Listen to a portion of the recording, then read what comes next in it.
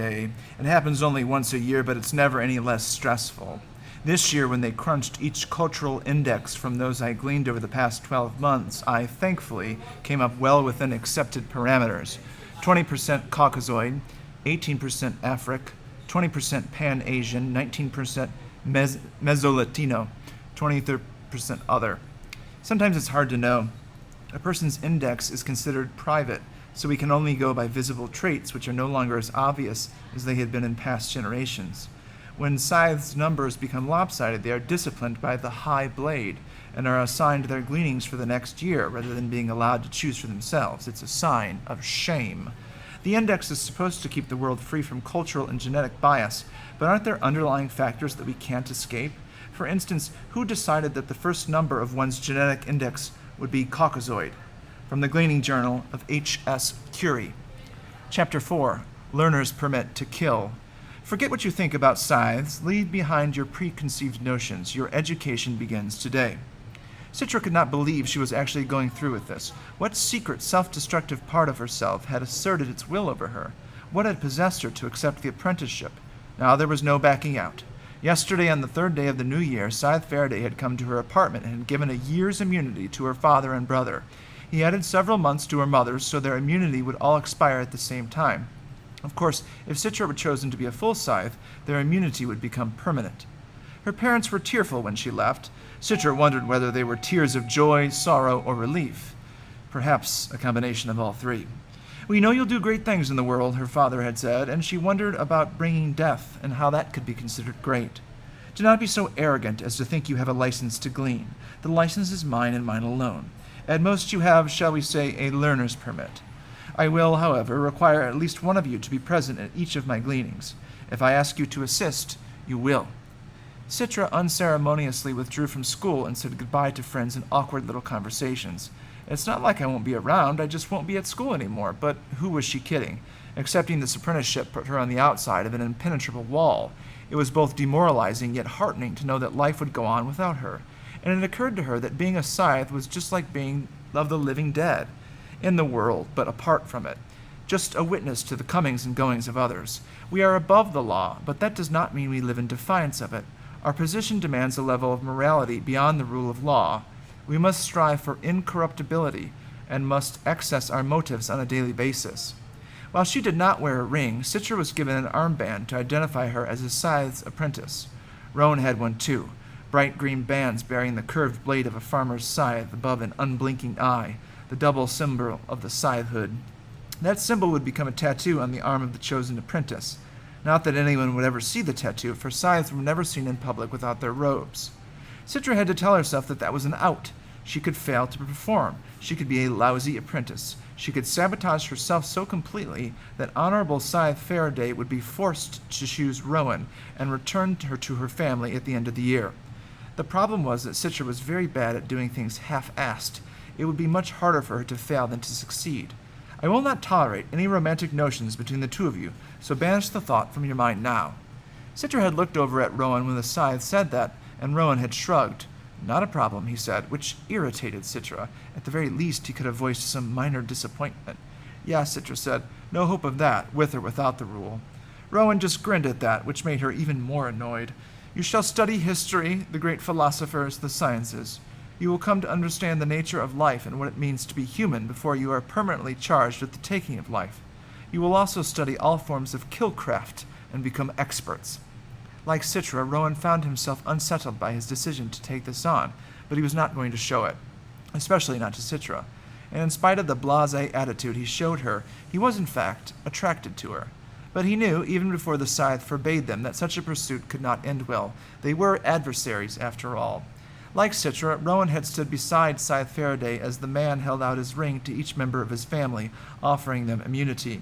His brothers, sisters, half-siblings, grandma, and her all-too-perfect husband, who Rowan suspected might actually be a bot. Each in turn knelt respectfully and kissed the ring, transmitting their DNA to the worldwide immunity database in the Scythedom's own special cloud, separate and apart from the Thunderhead. The rule was that all members of an apprentice's household should receive immunity for 1 year, and there were 19 people in Rowan's sprawling household. His mother had mixed feelings, because now no one would move out for at least a year. to make sure their immunity would become permanent once Rowan received his Scythe's ring, if he got the ring. The only glitch had been when the ring vibrated, giving off a false alarm, refusing immunity to his grandmother's new husband because he was a bot after all. You shall live as I do, modestly and subsisting on the goodwill of others. You will take no more than you need and waste nothing. People will attempt to buy your friendship. They will lavish things upon you, accept nothing but the barest of human necessities. Faraday had brought Rowan and Citra to his home to begin their new lives. It was a small bungalow in a run-down part of a city that Rowan had never even knew existed.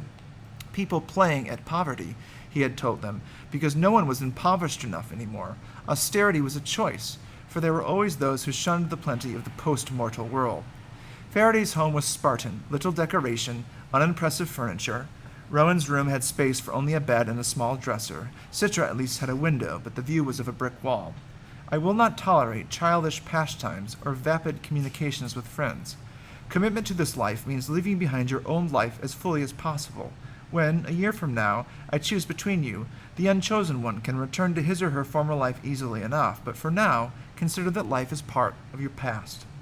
Once they were settled in, he didn't allow them to brood over their circumstances.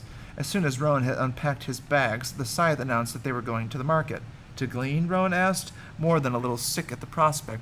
No, to get food for the two of you, Faraday told them, unless she'd prefer to eat my leftovers. Citra smirked at Rowan for asking, as if she hadn't been worrying about that herself. I liked you a lot more before I knew you, he told her. You still don't know me, she answered, which was true.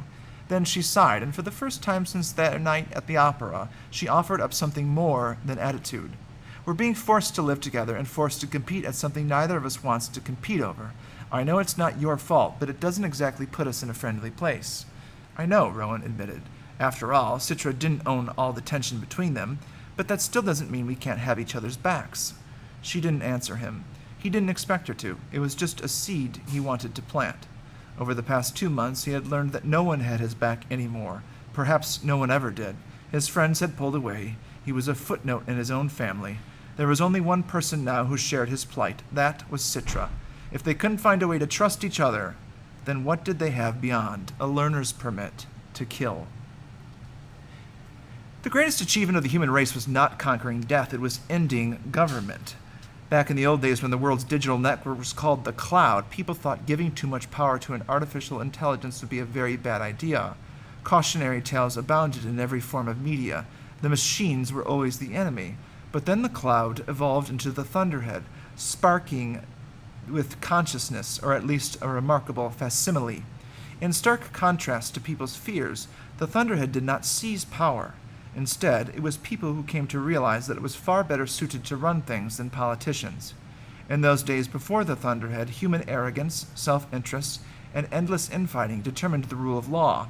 Inefficient, imperfect, vulnerable to all forms of corruption. But the thunderhead was incorruptible. Not only that, but its algorithms were built on the full sum of human knowledge. All the time and money wasted on political posturing, the lives lost in wars, the populations abused by despots, all gone the moment the thunderhead was handed power. Of course, the politicians, dictators, and warmongers weren't happy, but their voices, which had always seemed so loud and intimidating, were suddenly insignificant.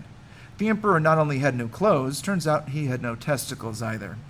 The thunderhead quite literally knew everything. When and where to build roads, how to eliminate waste in food production and thus end hunger, and how to protect the environment from the ever-growing human population. It created jobs, it housed the poor, and it established the world code. Now, for the first time in history, law was no longer the shadow of justice, it was justice. The Thunderhold gave us a perfect world. The utopia that our ancestors could only dream of is our reality. There was only one thing that the Thunderhead was not given authority over, the Scythedom.